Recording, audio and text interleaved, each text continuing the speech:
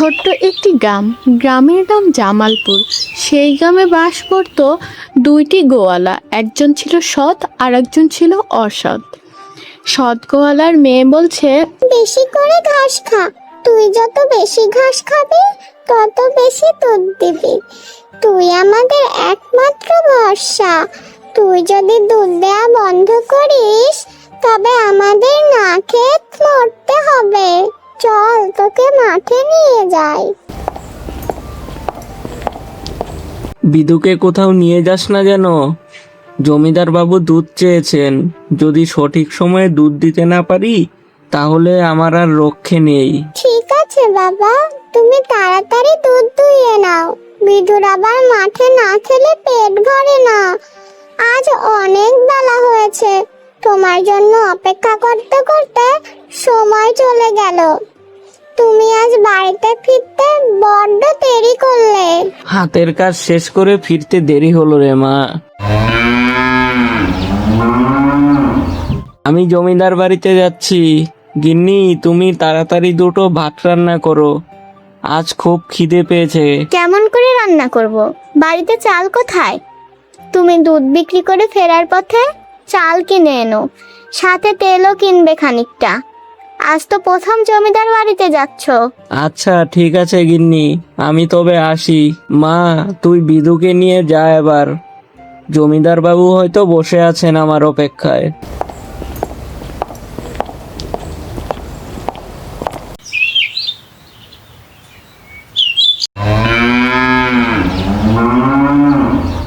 গিন্নি, তোমাকে কতবার বলেছি জল আনো, তুমি দেখি আমার কোনো কথাই শুনো না। ওদিকে জমিদার বাবু দুধের অপেক্ষায় বসে আছে। আমার জন্য জমিদারকে দুধ দিয়ে আবার বাজারে যেতে হবে, বাকি দুধ বিক্রি করতে হবে। একটু ধৈর্য ধরো তো, হাতের কাজটা সেরে আসতে চাইছিলাম। তোমার জন্য কি আর সেই উপায় আছে? শুনেছি গোয়ালা মিন্টু গ্রামে গ্রামে দুধ বিক্রি করে, তার দুধ নাকি অনেক ভালো। জমিদার মশাই যদি ওই মিন্টু গোয়ালার থেকে দুধ নেয় তাহলে তো তোমার পানি মেশানো দুধ তিনি আর নেবেন না। আরে, দুধ বিক্রি করে আমি বাড়ি বানিয়েছি, কতগুলো গহনা কিনেছি। তোমার গহনাগুলো কি এমনি এমনি আসলো? ওই মিন্টু গোয়ালার মাথায় আসবে না জমিদার আমার কাছ থেকে দুধ নেবে? কিন্তু কিছুদিন ধরে তো তোমার ব্যবসা ভালো চলছে না। আর বলো না, ওই মিন্টুর জন্যই যত ভেজাল হয়ে যাচ্ছে। এই গ্রামে আমি আগে একাই ছিলাম, এজন্য সবাই আমার কাছ থেকে দুধ নিতে আসতো, কিন্তু ওই মিন্টু গোয়ালা এসে সব শেষ করে দিল। তাকেও বুদ্ধি দাও দুধে জল মেশাতে। তার তো একটা গরু, কতই বা দুধ হবে। তার দুধেও জল দিলে তোমার কাছেই মানুষ আসবে। সে কথা বলিনি বলছো, কিন্তু সে সৎ গোয়ালা, আমার কথা কানেই শুনে না। আমি আসি গিন্নি, আজ মাংস রান্না করে রেখো, এসে জমিয়ে খাবো। একি, আজ তুই জমিদার বাড়িতে যাচ্ছিস যে? জমিদার বাড়িতে তো আমি দুধ দেই। জমিদার মশাই আমাকে ডেকে পাঠিয়েছেন বলেই তো যাচ্ছি। উনি আজ আমার থেকেই দুধ নেবেন। কি বলছিস তুই? আচ্ছা তাড়াতাড়ি চল, না হলে জমিদার বাবু রাগ করবেন। এই তো যাচ্ছি ভাই। আচ্ছা ভাই, একটা কথা বলি, তোমার তো অনেক কিছুই আছে, তাহলে তুমি দুধে জল মেশাও কেন? জমিদার মশাই জানলে তো তোমাকে শাস্তি দিবেন। আরে, জমিদার মশাই কিচ্ছু জানবেন না। তুই যদি জমিদারকে কিছু না বলিস তাহলে আমি জমিদারের কাছে প্রমাণ করব তুই দুধে পানি মেশাস। তখন তুই তোর বউ সন্তানদের কি হবে? না খেতে পেয়ে মরবি, আর তোকেও শাস্তি পেতে হবে। না না ভাই, আমি কিচ্ছুই বলবো না। তুমি তো জানো আমি এভাবে পানি মিশিয়ে দুধ বিক্রি করি না। আরে ভাই, সৎ পথে চলে তুই কি করেছিস? সেই তো না খেয়েই কষ্ট করে সংসার চালাচ্ছিস। আমাকে দেখ, জল মিশিয়ে বিক্রি করে আজ কত কি করেছি। মিন্টু মিয়া, তোমার দুধের কথা তো অনেকজন বলল। তুমি যে দুধ বিক্রি করো তা নাকি অনেক ভালো, তা তোমাকে ডেকে পাঠালাম। আজ আমি মিন্টু মিয়ার কাছ থেকেই দুধ নেব। জমিদার মশাই তো রোজ আমার কাছ থেকে দুধ নেন, এটা কিন্তু অন্যায়। আপনি দুধ না নিলে যে আমার সব লস হয়ে যাবে। আরে, রোজ তো তোমার কাছ থেকেই দুধ নেই, একদিন অন্যজনের কাছ থেকে দুধ নিলে সমস্যা কি? তুমি না হয় বাইরে বিক্রি করো আজ। বাহ, দুধ দেখি অনেক ঘন। এমন ঘন দুধ যে কতদিন খাই না। আজ থেকে রোজ আমাকে দুধ দিবে মিন্টু মিয়া। বিনিময়ে তোমাকে আমি বেশি টাকা দেব। আজ তোমাকে এই টাকাগুলো দিলাম এত সুন্দর খাঁটি দুধ খাওয়ানোর জন্য। আপনার কাছে ঋণী হয়ে রইলাম জমিদার মশাই। অনেক বড় উপকার করলেন আমার। আমি আজ আমার মেয়ের পছন্দের বাজার করব। আসি, বাকির দুধটুকু বিক্রি করতে হবে তো।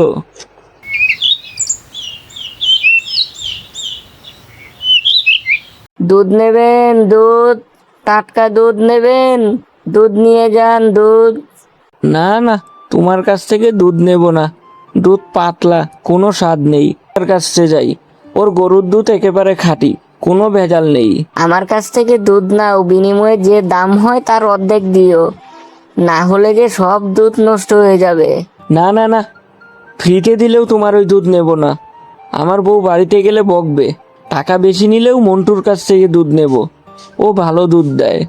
ও মন্টু ভাই, আমাদের দুজনকে দুধ দাও তো দেখি। তোমার গরুর দুধ নাকি খুবই সুস্বাদু। তা আপনাদের আর ভগবানের আশীর্বাদে তিনি যা ভালো মনে করেন তাই। এই মন্টু মিয়া যতদিন দুধ বিক্রি করবে ততদিন আমার দুধ বিক্রিই হবে না। এর একটা ব্যবস্থা তো করতেই হবে, কিন্তু কি করব? হ্যাঁ, ধরতে পেরেছি। মন্টু মিয়ার গরু কাল যখন মাঠে নিয়ে যাবে তখন তাকে মেরে ফেলবো। তাহলে মন্টু মিয়ার সৎ সাজা বের হয়ে যাবে। আজকে আর দুধ বিক্রি করতে বের হব না, বাড়ি চলে যাই। আর সব লস হয়ে গেল। বাবা, এত বাজার কেন এনেছো? এত বাজার টাকা কোথায় পেলে? বাইরে থেকে কেউ আসবে নাকি? জমিদার দিয়েছে রে মা। আমাদের বিদুর দুধ তার খুব পছন্দ হয়েছে। জমিদার বাবু বলেছে এখন থেকে রোজ আমাদের বিদুর দুধ নিবেন। এটা তো খুব ভালো খবর। কত বড় মাছ, কত কিছু। মেয়েটা অনেক দিন পর একটু পেট ভরে ভাত খাবে। তাড়াতাড়ি রান্না করি আমি।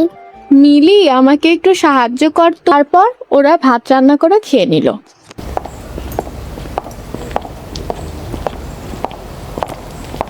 আজ একটু গরম বেশিই পড়েছে। আমি বরং ওই গাছটার নিচে গিয়ে বসি, একটু বিশ্রাম নিই। তাহলে দূর থেকে আমাদের গরুটার ওপর নজর রাখতে পারবো। আর তখনই কোথায় থেকে সজল এসে মিন্টুর মেয়ে যখন ওইদিকে বসেছিল, সজল গরুর মাথার উপরে মেরে গরুটাকে মেরে ফেললো। কিরে, কি হলো তোর? এভাবে ডাকছিস কেন? কি হলো রে বিধু? এই বিধু, কি হয়েছে? এমন করছিস কেন? তোর কি হলো বিধু? তাকা তাকা। কিরে মা, এমন করে কাঁদছিস কেন? কি হয়েছে তোর? আর বিধু এমন করে পড়ে আছে কেন? বাবা, আমি কি হয়েছে জানি না। বিধুকে ঘাস খেতে দিয়ে আমি গাছের নিচে বসেছিলাম। হঠাৎ একটু চোখ বন্ধ হয়েছিল, তাকিয়ে দেখি বিধু ডাকতে ডাকতে মাটিতে পড়ে গেল। তারপর থেকে আর কথা বলছে না। হ্যাঁ বাবা, আমাদের গরুটা মনে হয় মরে গেছে। তুমি একে এখানে পুঁতে রাখো, বাড়িতে তো আর নিয়ে যেতে পারবো না। তারপরে মন্টু মিয়া ওর গরুকে এখানেই পুঁতে রাখলো। তারপরে মন্টু মিয়া বাড়িতে গেল। বাড়িতে যাওয়ার পরে ওর বউকে সব কথা খুলে বলল। ওর বউ তখন কাঁদতে কাঁদতে বলল, আমাদের বিধু আমাদের একমাত্র উপার্জনের পথ। কিভাবে আমি আমার পরিবার চালাবো? কেমন করে সংসার চলবে? মিন্টু মিয়া সহ সবাই অনেক ভেঙে পড়ল। বেশ কিছুদিন চলে গেল। আর এদিকে সজল গরুর দুধ জল মিশিয়ে বিক্রি করে আবার বড়লোক হয়ে গেল। আর এদিকে মিন্টু একটি গাছের নিচে বসেছিল। তখনই একটি সাধু বাবা আসলো। কিরে বাছা, তোর চোখে জল কেন? মন খারাপ বুঝি? আর বলো না বাবা, আমি যে খুব অসহায়। আমার তো কিছুই নেই। আমার একমাত্র গরুটা মরে গেছে। আমি তো আর সৎ পথে চলার চেষ্টা করেছি, কিন্তু ভগবান আমাকে কি কষ্ট দিলেন। কি করব কিছুই বুঝতে পারছি না। মনে রাখিস বাছা, সৎ পথে চললে একদিন সফলতা আসবেই। তোর সাথে যেটা ঘটেছে সেটা তোর পরীক্ষা, কিন্তু তুই ভয় পাস না। আমি তোর জন্য একটি জাদুর গরুর ব্যবস্থা করছি। মনে রাখবি, তুই যদি এর সত্যিকারের গুরুত্ব বুঝে সৎপথে চলিস তবেই ভালো ফল পাবি। আর যদি কখনো খারাপ কাজ করিস তখন তোর কিছুই থাকবে না। না বাবা, আমি সব সময় সৎ পথে চলবো। আপনি কি আমাকে সত্যি সত্যি একটি জাদুর গরু দিচ্ছেন? হ্যাঁ, এই গরুটি তোর জন্য। এটি একটি বিশেষ গরু। একমাত্র সৎ পথে চললে এই গরু তোর জন্য আশীর্বাদ হবে। আমি গেলাম। আমাদের বিধু মারা যাওয়ার পর থেকে তো ঠিকমতো কিছুই খাইনি। গরুটা যদি একটু দুধ দিত তবে সেটা বিক্রি করে চাল এনে দুটো ভাত খেতে পারতাম। আরে কি কষ্ট এদের এই পরিবারের। মিন্টু মিয়া, তুমি আমার কাছ থেকে দুধ নিয়ে বিক্রি করে এসো, আমি তোমাকে দুধ দিচ্ছি। ও মা, এ গরু দেখি কথাও বলে কত সুন্দর। আমাদের কথা শুধু তোমরাই শুনতে পাবে, আর আমাকে ধবলি বলে ডাকবে। বালতি আনো, আমি দিনে একবারই দুধ দেব। ধবলি, তোকে খাবার দিচ্ছি।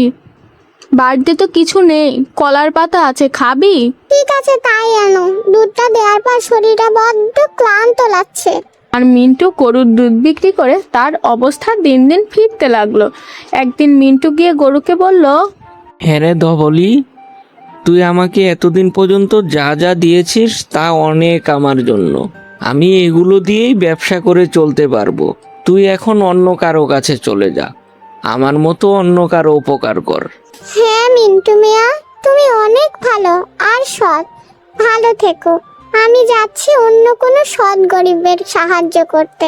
তবে মনে রেখো, তোমার যদি আবার কখনো দুর্গতি হয় আমি নিজেই তোমার কাছে ফিরে আসব। এই কথা বলে গরুটি চলে গেল। আর এখানেই মিন্টু মিয়ার গল্প শেষ হলো।